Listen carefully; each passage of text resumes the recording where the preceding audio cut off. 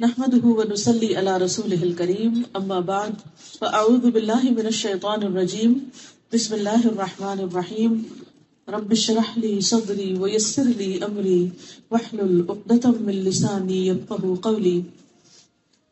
ہماری آج کی گفتگو کا عنوان ہے ریممبرنس آف اللہ، اللہ کی یاد، اللہ کا ذکر. اللہ سبحانہ تعالیٰ نے ہمیں ایک بہت خوبصورت دل دے کر پیدا کیا ہے جس میں احساسات ہیں، محبت ہے اور بہت سے جذبات ہیں. جب انسان اپنے ان جذبات کو اللہ سبحانہ تعالیٰ کے لیے خالص کر لیتا ہے تو اسے ایمان کی حلاوت نصیب ہوتی، اس کو سویٹنس آف ایمان نصیب ہوتی. اس کے لیے ہمیں ذکر کے بہترین طریقے بتائے گئے. آئیے صحیح مسلم کی ایک حدیث کی روشنی میں ہم اللہ کی یاد کی فضیلت کے بارے میں کچھ باتیں کریں گے. تو سب سے پہلے حدیث سنتے ہیں. ذهب أهل الدثور بالأجور عن أبي ذر رضي الله عنه أيضا أن ناسا من أصحاب رسول الله صلى الله عليه وسلم قالوا للنبي صلى الله عليه وسلم يا رسول الله ذهب أهل الدثور بالأجور يصلون كما نصلي ويصومون كما نصوم ويتصدقون بفضول أموالهم قال أوليس قد جعل الله لكم ما تصدقون إن لكم بكل تسبيحة صدقة وكل تكبيرة صدقة وكل تحميدة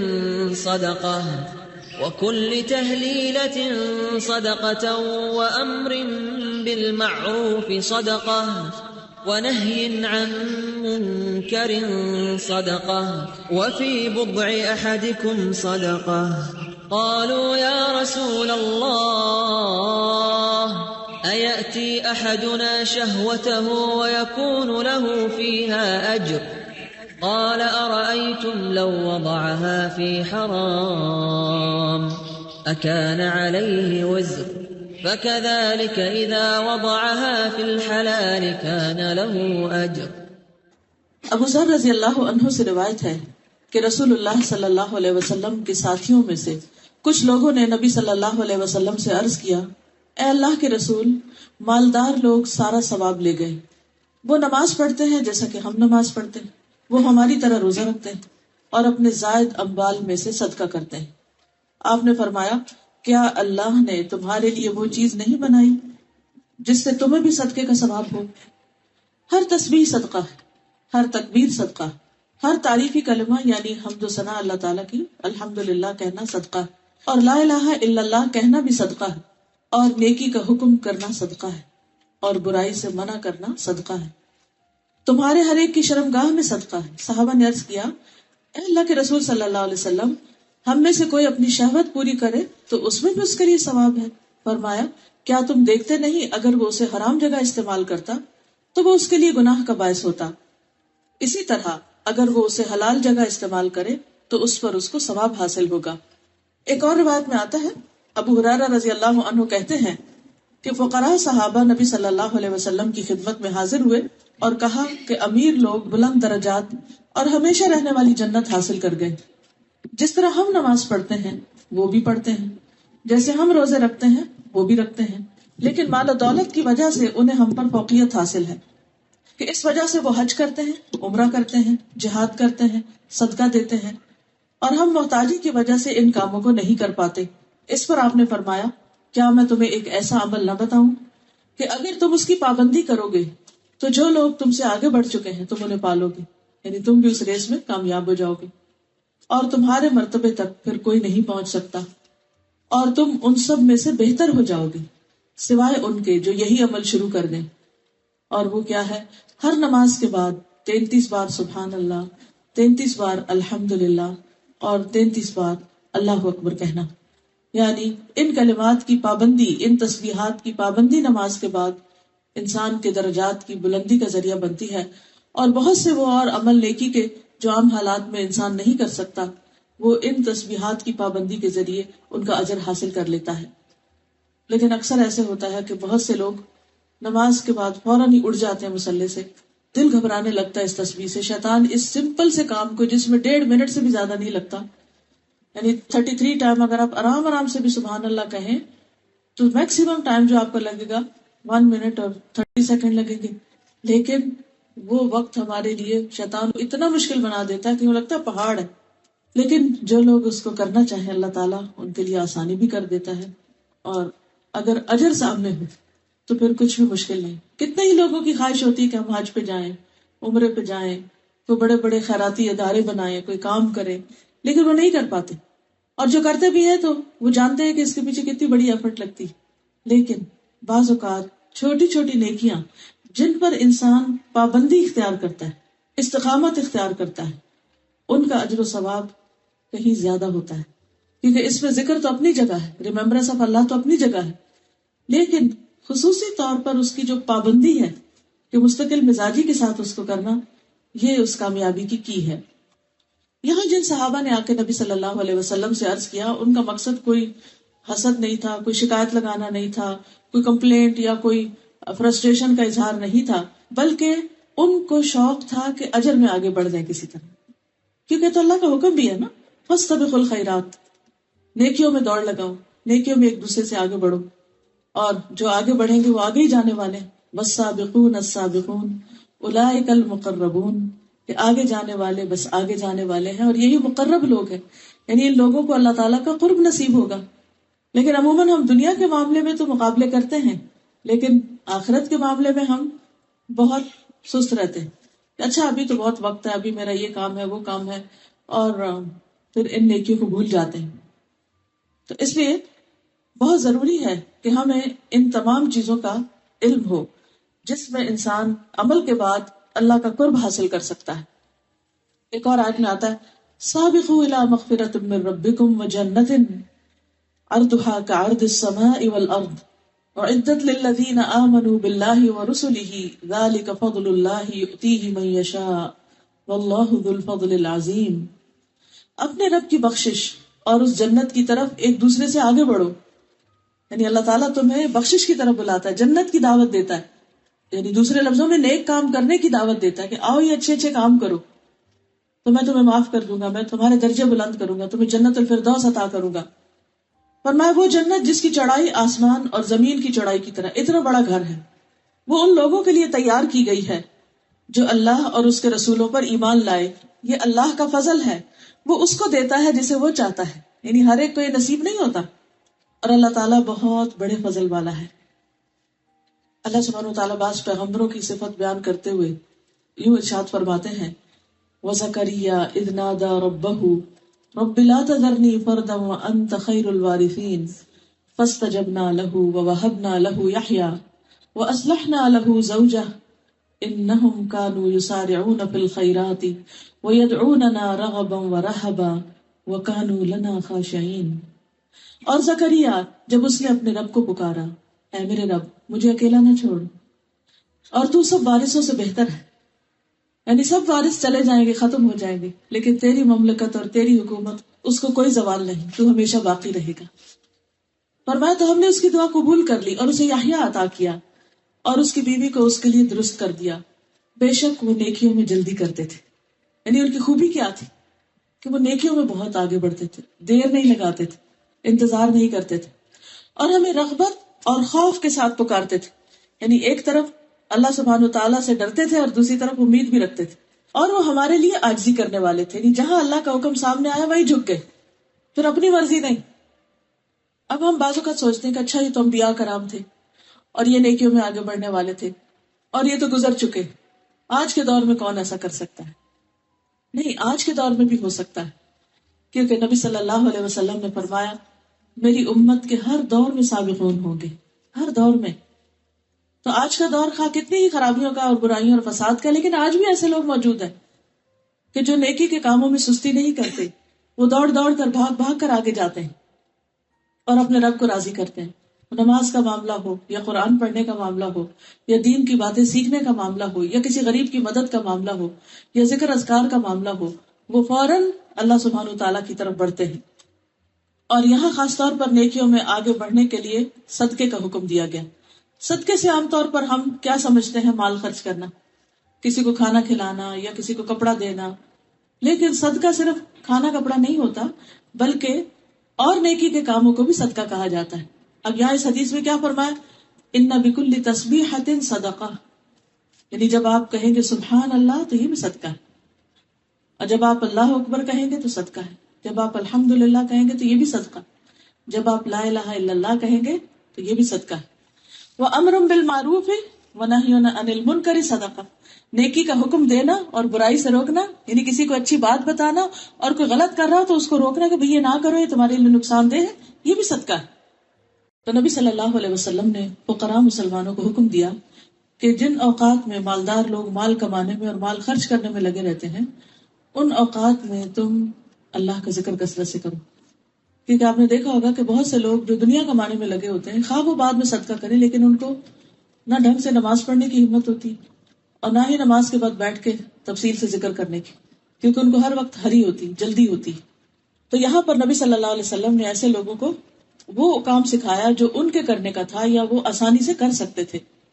پھر آپ یہ بھی دیکھیں کہ سارا دن کرنے کی بات نہیں کی گئی، بلکہ ہر نماز کے بعد ان اذکار کی پابندی کی بات کی گئی، اور اتنا کرنا تو سب کے لیے آسان ہے.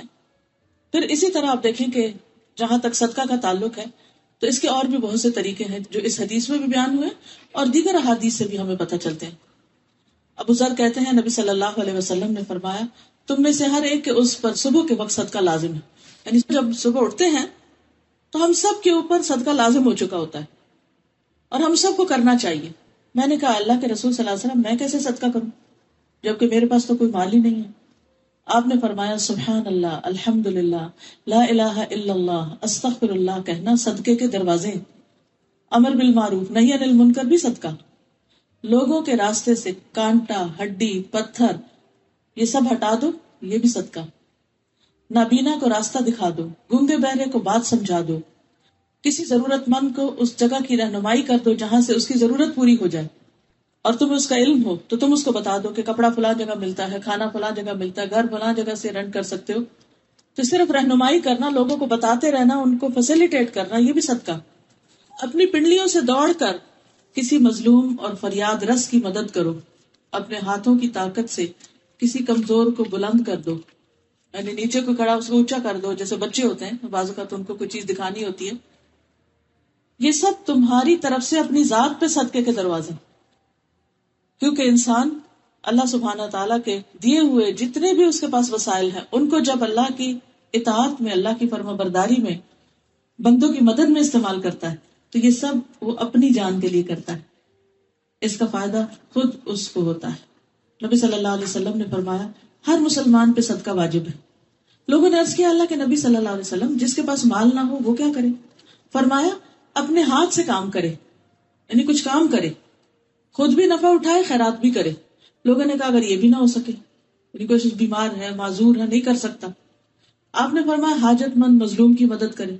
لوگوں نے کہا اگر اس کی بھی طاقت نہ ہو، فرمایا اچھی باتوں پر عمل کرے، برائیوں سے رکے رہے، یہ بھی اس کے لیے صدقہ ہے.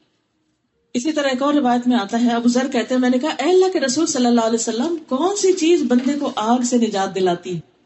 کون سی چیز انسان کو آگ سے بچاتی ہے؟ ہم سب چاہتے ہیں نا کہ جہنم کی آگ سے بچ جائیں. آپ نے فرمایا ایک اللہ پر ایمان لانا. میں نے کہا اللہ کے نبی کیا ایمان کے ساتھ عمل بھی ضروری؟ آپ نے فرمایا اللہ نے اسے جو رزق عطا کیا ہے اس میں سے خرچ کرے. میں نے کہا اللہ کے رسول صلی اللہ علیہ وسلم اگر وہ فقیر ہو اور اس کو دینے کی اس کے پاس کوئی چیز نہ ہو؟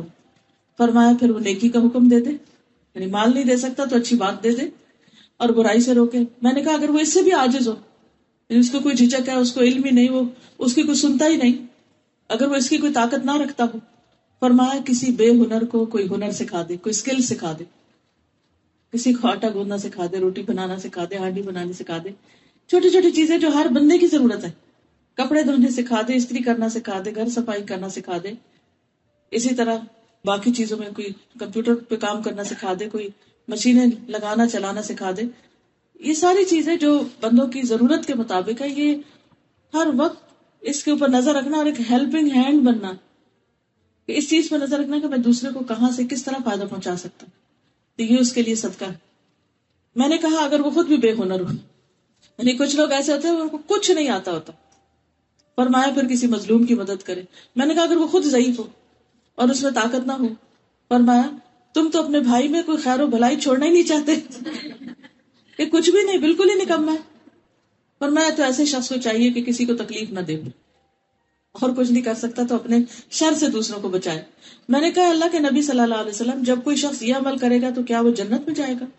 آپ نے فرمایا جو مسلمان بھی ان خصلتوں میں سے کسی خصلت پر عمل کرے گا تو وہ خصلت اس کا ہاتھ پکڑے رکھے گی یہاں تک کہ جنت میں داخل کر دے۔ یعنی بس ہونا یہ چاہیے کہ بندوں پر احسان نہ جتائے، خوشی کے ساتھ آگے بڑھ کر دوسروں کی مدد کرنے والا، دوسروں کے کام کرنے والا۔ اور یہ حقیقت ہے کہ جو بندہ دنیا میں کسی کے کام آتا ہے اللہ تعالیٰ اس کی کوئی بھی ضرورت پوری کیے بغیر نہیں چھوڑتا، اپنے غیب کے خزانوں سے اس کے لیے مدد کرتا ہے، کیونکہ جب بندہ دوسروں کی مدد میں ہوتا ہے تو اللہ تعالیٰ اس کی مدد میں ہوتا ہے۔ بس خود غرضی کی زندگی سے نکل آنا چاہیے، صرف اپنی ذات، اپنا گھر، اپنے بچے، اپنا آپ، صرف یہ نہیں سوچنا چاہیے۔ سب کے لیے دل میں خیر اور بھلائی ہونی چاہیے، سب کے کام آنے کی فکر ہونی چاہیے۔ پھر اس میں خاص طور پر اس حدیث کے اندر جو اپنی بیوی کے پاس جانے کی بات ہے اور شوہر بیوی کے تعلقات ہیں ان کو بھی صدقہ کہا جائے، تو یہ لوگوں کے لیے بڑی حیران کن بات تھی کہ اتنا دنیا دارانہ کام اور یہ بھی ثواب کا ہے۔ فرمایا کہ ہاں اگر کوئی حرام میں جائے تو پھر کیا اس کے لیے گناہ نہیں؟ کہاں اگر کوئی حلال میں جائے تو کوئی بھی چیز حلال استعمال کرنا جو ہے وہ ثواب کا باعث ہے۔ قرآن مجید میں اللہ سبحانہ وتعالیٰ مومنین کے لیے خوشخبری سناتے ہیں، قد افلح المؤمنون الذین هم فی صلاتهم خاشعون والذین هم عن اللغو معرضون والذین هم للزکاة فاعلون والذین هم لفروجهم حافظون الا علی ازواجهم او ما ملکت ایمانهم فانهم غیر ملومین فمن ابتغى وراء ذلك فاولئک هم العادون والذین هم لأماناتهم وعهدهم راعون والذین هم على صلاتهم يحافظون اولئک هم الوارثون الذین یرثون الفردوس هم فیہا خالدون۔ یقیناً کامیاب ہو گئے مومن وہی جو اپنی نماز میں عاجزی کرنے والے ہیں، وہی جو لغو کاموں سے منہ موڑنے والے ہیں، وہی جو زکوٰۃ ادا کرنے والے ہیں، وہی جو اپنی شرمگاہوں کی حفاظت کرنے والے ہیں، مگر اپنی بیویوں یا ان عورتوں کے جن کے مالک ان کے دائیں ہاتھ بنے بلا شبہ وہ ملامت کیے ہوئے نہیں۔ پھر جو اس کے سوا کچھ اور تلاش کرے تو وہی لوگ حد سے بڑھنے والے ہیں، اور وہی جو اپنی امانتوں کا پاس رکھتے ہیں اور اپنے عہد کا لحاظ رکھتے ہیں، اور وہی جو اپنی نمازوں کی حفاظت کرتے ہیں، یہی لوگ ہیں جو وارث ہیں، جو فردوس کے وارث ہوں گے اور اس میں ہمیشہ رہنے والے ہیں۔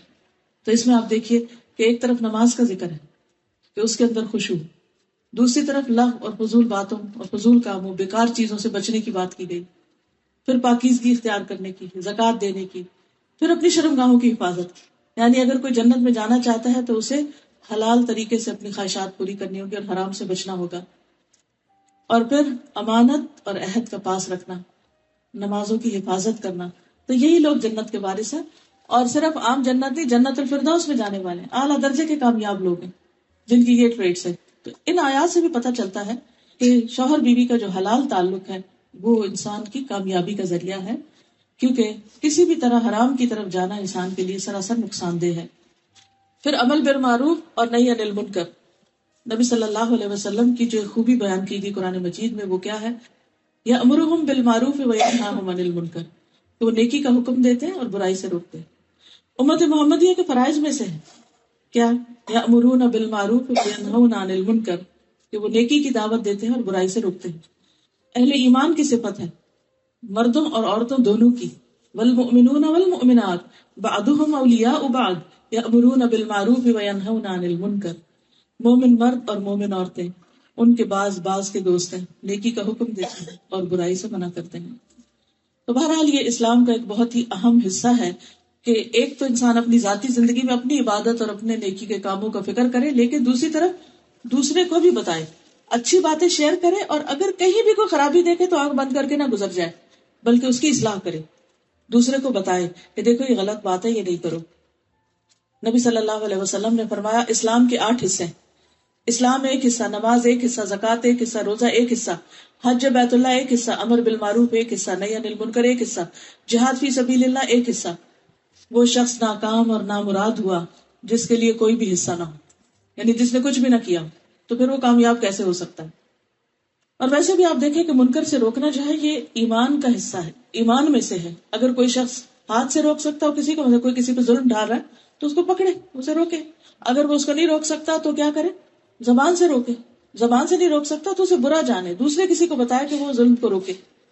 لیکن اگر کوئی شخص اس میں سے کسی بھی چیز کا خیال نہیں کرتا تو یہ اس کے لیے ایمان کی کمزوری، بلکہ ایمان کی بعض جگہوں پر تو آیا کہ اس میں تو پھر ذرے برابر بھی ایمان نہیں جو برائی کو برا نہ جانے. پھر آپ دیکھیے کہ امر بالمعروف اور نہی عن المنکر کبھی فرض عین ہوتا ہے جب طاقت ہو کسی کے پاس، کبھی فرض کفایہ ہوتا ہے کہ کچھ اور لوگ کر رہے ہیں اور وہ ان کو سپورٹ کر رہا ہے، پسند کرتا ہے. لیکن اس کی کچھ شرائط ہیں. سب سے پہلی بات یہ کہ خود پتہ ہو کہ کیا معروف ہے اور کیا منکر ہے. ایسا نہ ہو آپ لوگوں کو کسی برے کام کی دعوت دینے لگ جائیں، کسی بدعت کی طرف بلانے لگ جائیں، یا کسی شک والی چیز کی طرف بلانے لگے. تو سب سے پہلا کام کیا؟ علم حاصل کرنا. تو عزیز بہنوں، آپ خوش قسمت ہیں کہ جن کو اللہ نے توفیق دی ہے کہ وہ اپنی زندگی کے باقی سارے کام کاج میں سے تھوڑا سا وقت نکال کے قرآن کی تعلیم حاصل کر رہے ہیں، دین سیکھ رہے ہیں. تو اللہ تعالیٰ آپ لوگوں کو یہ مبارک کرے اور اس میں اور خیر و برکت ڈالے اور اس میں آگے بڑھائے. کیونکہ جب علم آتا ہے تو ہی عمل کے دروازے کھلتے ہیں. اگر یہ پتہ ہی نہ ہو کہ کرنا کیا، کدھر جانا ہے، تو آپ کہاں جائیں گے؟ کس دروازے میں؟ ایسے ہی ادھر ادھر اندھیرے میں ہاتھ پاؤں مارتے رہیں گے. تو امر بالمعروف کا بلند مرتبہ اور اجر بھی انسان اسی وقت حاصل کر سکتا ہے جب وہ جانے، علم حاصل کرے کہ معروف کیا ہے اور منکر کیا ہے.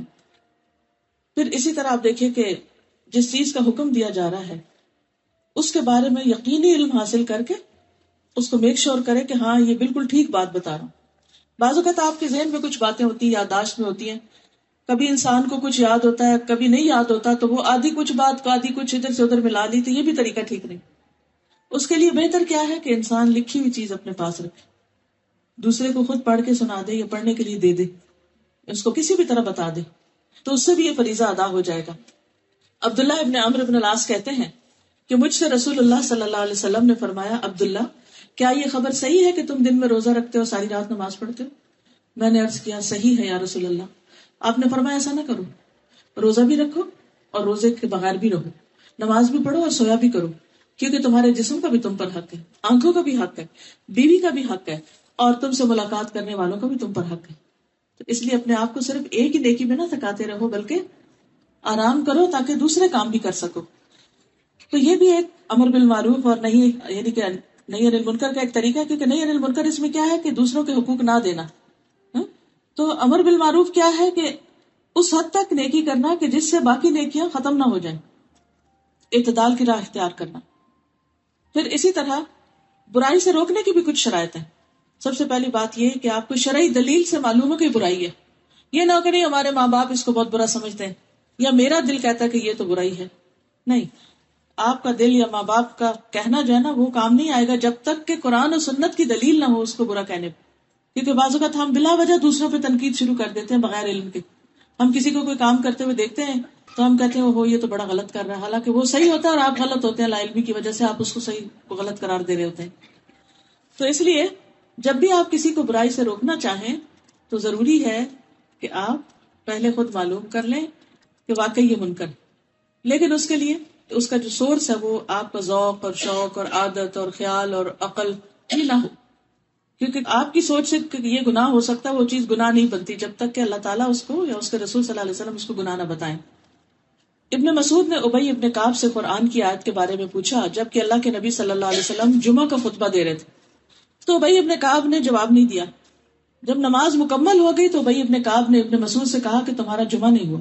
ابن مسعود نے نبی صلی اللہ علیہ وسلم سے پوچھا تو آپ نے کہا کہ اس نے سچ کہا. کیا وجہ تھی؟ کیونکہ وہ خطبے میں بول رہے تھے. پھر اسی طرح باقی چیزیں بھی، کسی کو ڈانٹ ڈپٹ کرنے سے پہلے، کسی کو سرزنش کرنے سے پہلے، کسی کے بارے میں دل میں برا خیال لانے سے پہلے یہ سوچ لیں، پتہ کر لیں، اس سے پوچھ لیں بھائی تم یہ کیوں کر رہے ہو. کیونکہ بعض اوقات ہم ایک طرف سے ایک چیز دیکھتے ہیں نا تو ہمیں نہیں پتا ہوتا کہ وہ دوسرا کیوں وہ کام کر رہا ہے. مثلا اگر آپ دیکھیں کہ کوئی شخص چھت پہ کھڑا ہے اور وہ دیوار کی طرف جا رہا ہے ایج کی طرف جا رہا ہے، تو آپ کے ذہن میں شیطان خیال ڈالے کہ دیکھو یہ تو خودکشی کرنے جا رہا ہے، اور آپ شور مچا دیں وہ خودکشی کرنے جا رہا ہے. حالانکہ وہ ویسے ہی نیچے سین دیکھنے جا رہا تھا. اسی طرح بعض اوقات ہم اپنے وہم و گمان سے کام لے لیتے ہیں. خود ہی سیلف میڈ سٹوریاں ہوتی ہیں ہماری کسی چیز کو اچھا ہے برا کہنے کی.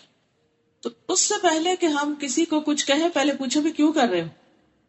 مثلا کوئی رات کو جاگ رہا ہے تو ہم یہ کہ ہاں اس سے تو کوئی ضروری کوئی ایسا غلط کام کرنا، پہلے پوچھے کہ کیوں جاگ رہا ہے. ہو سکتا ہے اسے کوئی تکلیف ہو، بیماری ہو، یا اسے کہیں جانا ہو تو اس وجہ سے جاگ رہا ہو. ابو ذر کہتے ہیں ایک دفعہ میں نے ایک شخص کو گالی دی تو اس نے نبی صلی اللہ علیہ وسلم سے میری شکایت کر دی. نبی صلی اللہ علیہ وسلم نے مجھ سے پوچھا کیا تم نے اسے ماں کی یاد دلائی تھی؟ میں نے کہا جی ہاں. پھر آپ نے فرمایا تمہارے غلام بھی تمہارے بھائی ہیں، اگرچہ اللہ تعالیٰ نے انہیں تمہاری ماتحتی میں رکھا ہے، اس لیے جس کا کوئی بھائی اس کے قبضے میں ہو، جس کا بھی کوئی بھائی اپنے بھائی کے قبضے میں ہو، اسے چاہیے کہ اسے وہی کھلائے جو وہ خود کھاتا ہے، وہی پہنائے جو خود پہنتا ہے، اور ان پر ان کی طاقت سے زیادہ بوجھ نہ ڈالے، لیکن اگر بوجھ ڈالے تو خود بھی اس کی مدد کرے. اس میں آپ دیکھیے کہ نبی صلی اللہ علیہ وسلم نے جس کی شکایت آئی تھی پہلے اسے کنفرم کیا کہ واقعی ایسے ہوا تھا، تمہاری کمپلینٹ آئی ہے، اور جب وہ ثابت ہو گئی بات تو پھر ایکشن لیا، پھر سمجھایا. یہ نہیں کہ آپ ون سائیڈڈ سٹوری سن کے اور آپ اس شخص کو برا بھلا کہنا شروع کر دیں. اکثر یہی ہوتا ہے نا، خاندان میں بیٹھے ہوتے ہیں، ایک شخص کو دوسرے سے کوئی کمپلینٹ ہوتی ہے، وہ کہتا ہے اس نے میرے ساتھ بڑی زیادتی کی اور بہت ساری سٹوری سنا کے آپ کی ہمدردی لے لیتا ہے، حالانکہ آپ کو نہیں پتا کہ حقیقت کیا ہے.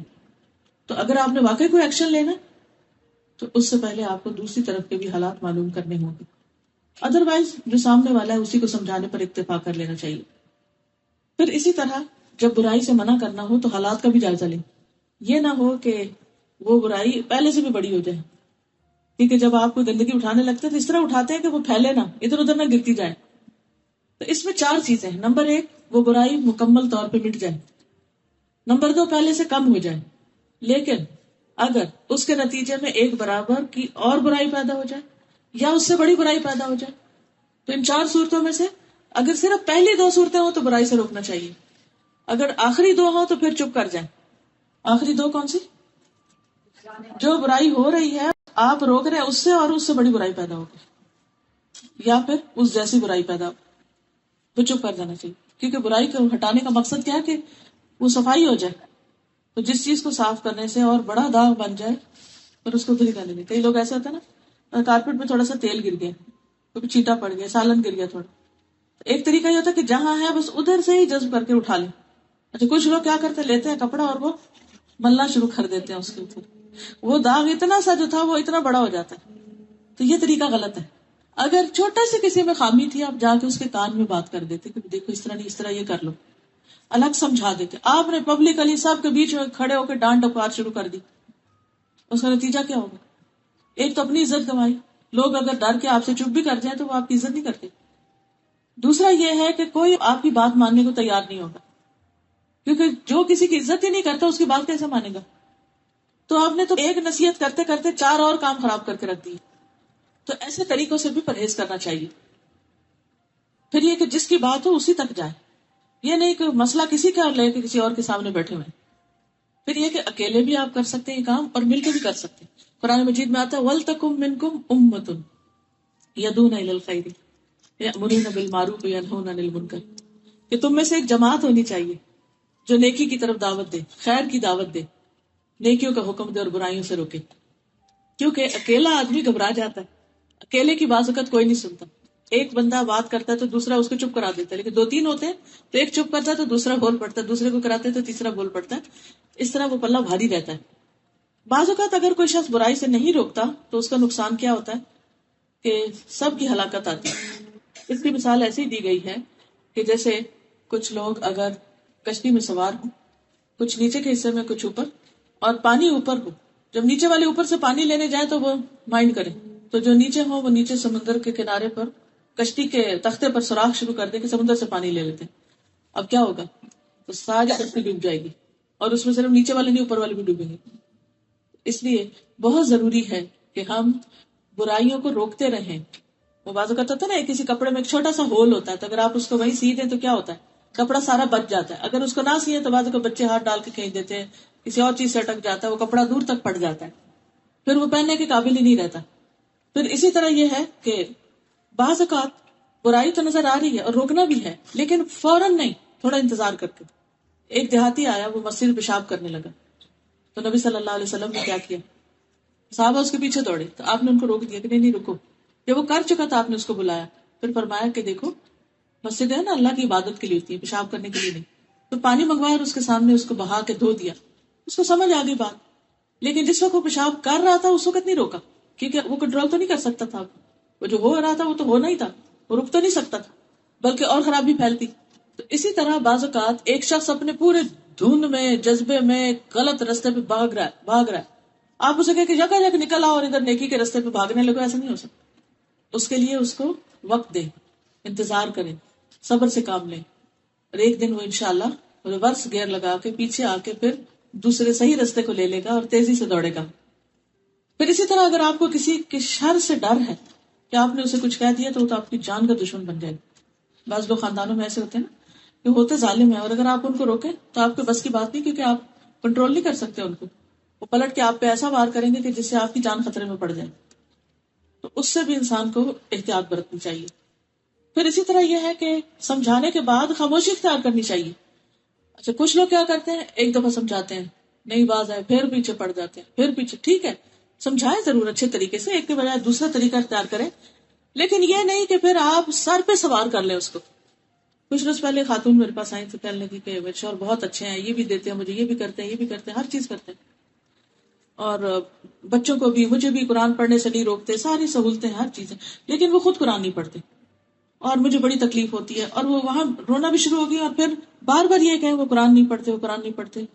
میں نے کہا شکر نہیں کرتی ہیں آپ کہ آپ کو نہیں کچھ کہتے, اس پر شکر ادا کریں. آپ نے اپنی زندگی کو میزریبل بنایا ہوا صرف اس لیے. میں نے کہا ہو سکتا ہے وہ دفتر میں جا کے پڑھتے ہو سکتا ہے وہ راستے میں پڑھتے ہو سکتا ہے وہ مسجد میں پڑھ کے آ جاتے ہوں. تو بعض اوقات ہم خواتین کی عادت کیا ہوتی ہے کہ بس کوئی ایک بات پکڑ لیتے اور ساری نعمتوں کو ہم غرق کر دیتے, اسی پہ رونا دھونا مچائے رکھتے. مثلا ایک بچہ بگڑا ہوا ہے, اس کے پیچھے اتنا رونا دھونا کریں گے کہ جو نیک بچے ہیں ان کی طرف توجہ ہی نہیں ہوگی. ایک فوت ہو گیا, اسی کے پیچھے زندگی کی نعمتیں حرام کر لیں گے. جو زندہ ہے ان کی تربیت نہیں کریں گے. جو چیز ہاتھ سے چلی گئی اس پہ رونا دھونا جاری ہے, اور جو چیزیں ہاتھ میں ان کو استعمال ہی نہیں کر رہے, تو کس قدر ناسمجھی کی بات ہے. تو اس لیے جب کوئی برا کر رہا ہو آپ ایک دفعہ سمجھائیں اور دیکھیں کہ وہ بدتمیزی پہ اتر آئے تو چھوڑ دیں. یہ نہیں کہ آپ اس کے بال پکڑ لیں اور آپ اس کو لگانا شروع کر دیں کہ آپ کا کام کیا ہے, انما انت مذکر لست علیہم بمسیطر الا من تولی وکفر. سلیمان کہتے ہیں کہ دو آدمیوں نے نبی صلی اللہ علیہ وسلم کی موجودگی میں جھگڑا کیا, بیٹھے ہوئے تھے تو دونوں لڑنے لگ گئے. ہم بھی آپ کی خدمت میں تھے. ایک شخص دوسرے کو غصے کی حالت میں گالی دے رہا تھا اور اس کا چہرہ سرخ تھا. آپ نے فرمایا میں ایک ایسا کلمہ جانتا ہوں, اگر یہ شخص اسے کہہ دے تو اس کا غصہ دور ہو جائے گا. اگر یہ اعوذ باللہ من الشیطان الرجیم پڑھ دے تو غصہ دور ہو جائے گا. صحابہ نے اسے کہا کیا سنتے نہیں کہ نبی صلی اللہ علیہ وسلم کیا فرما رہے ہیں, پڑھو اعوذ باللہ. کہنے لگا کیا میں دیوانہ ہوں, یعنی میں نہیں پڑھوں گا. غصے میں تھا نا. تو اس کے بعد سب خاموش ہو گئے. صحابہ نے بھی کچھ نہیں کہا, نبی صلی اللہ علیہ وسلم نے بھی کچھ نہیں کہا, چھوڑ دیا. ٹھیک ہے کر لو جو کرنا پڑے. ایک شخص کو دیکھا آپ نے کہ وہ بخار میں ہے, تو آپ نے فرمایا لا باس طہور انشاءاللہ, کوئی بات نہیں, یہ پاکی کا ذریعہ ہوگا. کہنے لگا نہیں یہ تو بوڑھے کے اوپر آ گیا بخار جو اسے قبر میں لے کے ہی اترے گا. آپ نے فرمایا اچھا پھر ایسا تو ایسا ہی ہوگا, اور وہ شخص اسی بخار میں مر گیا. تو بعض اوقات ہم اپنی زبان سے منفی باتیں نکالتے ہیں, نہیں نہیں تمہیں کیا پتا یہ تو ویسا ہی ہوگا, اور وہ ویسے ہی ہو جاتا ہے. کبھی بھی زبان سے منفی بات نہ نکالیں, اور اگر کوئی بھول کے نکل جائے تو پھر کثرت سے توبہ کریں, صدقہ کریں, نیک کام کریں, دوسروں کی بھلائی کے کام کریں تاکہ وہ اس کے داغ مٹ جائیں. کبھی کوئی ہمیں نصیحت کر رہا ہو, کہتا ہاں میں تو یہ تو کرتی ہوں. اچھا کوئی کہے کہ اچھا ایسا نہیں, کوئی مشورہ دے, کہ نہیں اس کا کوئی فائدہ نہیں. حالانکہ بعض اوقات وہی چیز جس کو ہم حقیقت سمجھ رہے تھے وہی فائدہ دیتی ہے. تو ہمیں دوسروں کی رائے کو, دوسروں کی بات کو, دوسروں کی جو مشورہ ہوتا ہے اس کو توجہ سے سننا چاہیے, غور سے سننا چاہیے, صبر سے سننا چاہیے, اس کو انالائز کرنا چاہیے. صرف اپنے پرسپشن وہم و گمان کی بنیاد پر دوسرے کو فوراً شن کرا کے, چپ کرا کے, ریجیکٹ کر کے برا بھلا نہیں کہنا چاہیے. پہلے معاملے کو اچھی طرح سمجھے. اگر آپ نے امر بالمعروف کرنا ہے یا نہیں, انل منکر کرنا ہے, تو لوگوں کے نام نہ رکھیں. بعض لوگوں کا کیا طریقہ ہوتا ہے کہ کسی کو کوئی برائی کرتے دیکھا تو اس کے نام رکھ لیتے ہیں, برے برے نام رکھ لیتے ہیں, یا اس کو بلیم کرنے لگتے ہیں کچھ ناموں سے. بئس الاسم الفسوق بعد الایمان, ایمان لانے کے بعد فسق میں نام پیدا کرنا بہت ہی برا ہے. تو بہرحال اس حدیث سے ہمیں یہ پتہ چلتا ہے کہ صحابہ کے اندر نیکی کے کاموں کا بڑا شوق تھا, اور وہ ایک دوسرے پہ نظر رکھتے تھے کہ کون اچھا کرے تو میں اس سے زیادہ کروں. اچھا ہم اس کے الٹ کرتے ہیں, کون غلط کر رہا ہے کہ میں بھی کر لوں, کیونکہ میں یہ کہہ سکوں سارے ہی کرتے تھے تو میں بھی کر رہا ہوں. یہ فرق ہے صحابہ میں اور ہم میں. دوسری بات یہ ہے کہ نبی صلی اللہ علیہ وسلم کسی کا دل نہیں توڑتے تھے کہ نہیں یہ نہیں ہو سکتا، اب تمہارے پاس مال نہیں تو تم کرو گے کیا، اور ٹھیک ہے تم بھی مال کماؤ اور پھر صدقہ کرنا. نبی صلی اللہ علیہ وسلم لوگوں کو مختلف آپشنز دیتے تھے، کیونکہ ہر شخص ہر کام نہیں کر سکتا. ایک آپشن دی، اس نے کہا یہ نہیں ہو سکتا، دوسری دی، تیسری دی. پھر اسی طرح بعض نیکیاں مال سے کمائی جاتی ہیں، بعض نیکیاں بدن سے کمائی جاتی ہیں. اگر مال نہیں ہے تو بدن سے نیکیاں کرو، زبان سے نیکی کرو، ذکر کر، ہاتھ سے نیکی کرو، عقل سے کرو، لیکن نیکی میں نہیں پیچھے رہو. ہم کیا کرتے ہیں، ایک چیز اگر نہیں ہمارے پاس تو اسی کا وچار کرتے رہتے ہیں. اگر میرے پاس ہوتا تو میں بھی یہ کرتا، میرے پاس اتنا علم ہوتا تو پھر دیکھیں میں کیا کرتا ہوں، میرے پاس یہ مال ہوتا تو میں ایسا رہ سکتا. اور کئی دفعہ اللہ تعالیٰ وہ دے بھی دیتا ہے اور پھر بھی ہماری عادتیں نہیں بدلتی. پھر آپ دیکھیے کہ صحابہ کسی سے حسد نہیں کرتے تھے، بلکہ جو اچھا کر رہا ہوتا تھا اس کے عمل کو کاپی کرنے کی کوشش کرتے کہ وہ اچھا کرے، یہ نہیں کہ اچھا وہ نہ ہی کرے. پھر یہ کہ نبی صلی اللہ علیہ وسلم نے فقراء کے لیے کئی دروازے کھولے. پھر اسی طرح کچھ صدقات واجب ہوتے ہیں اور کچھ صدقات غیر واجب ہوتے ہیں. پھر یہ کہ ہماری جان کا بھی صدقہ ہوتا ہے. ایک اور حدیث سے ہمیں پتہ چلتا ہے کہ ہر جوڑ پہ صدقہ واجب ہے، اور اگر کوئی نہ کر سکے یہ سبحان اللہ الحمدللہ یہ ساری تسبیحات وغیرہ، تو پھر 2 نفل اشراق تھے، وہ سارے بدن کا صدقہ ہو جائے گا، ان سب کو کافی ہو جائے گا. اس سے ایک اور بات یہ بھی پتہ چلتی کہ صحابہ کرام کو جب کسی بات کی سمجھ نہیں آتی تھی وہ آ کے پوچھتے تھے. اچھا ہمیں کیا ہوتا ہے، کوئی بات نہیں پتہ تو کنفیوژن میں ہی زندگی بسر کرتے رہتے ہیں، کسی سے پوچھتے ہی نہیں ہیں، تو اور غلط کر کر کے اپنے اچھے اعمال کے بجائے برے اعمال نامے کو بڑھا لیتے ہیں. تو شک میں نہیں رہنا چاہیے کبھی، جس بات کا نہ پتا ہو کسی علم والے سے پوچھ لینا چاہیے، خود ریسرچ کر لینی چاہیے، دوسروں سے پوچھ لینا چاہیے. ایک اور بات یہ پتہ چلتی کہ نبی صلی اللہ علیہ وسلم مثالوں سے بات سمجھاتے تھے، جیسے کشتی کی مثال ہے، جیسے اور مثالیں آپ نے دی ہیں. تو اللہ تعالیٰ سے دعا ہے کہ وہ ہمیں عمل کی توفیق عطا فرمائے. وآخر دعوانا ان الحمد للہ رب العالمین. سبحانک اللہم و بحمدک اشہد ان لا الہ الا انت استغفرک و اتوب الیک.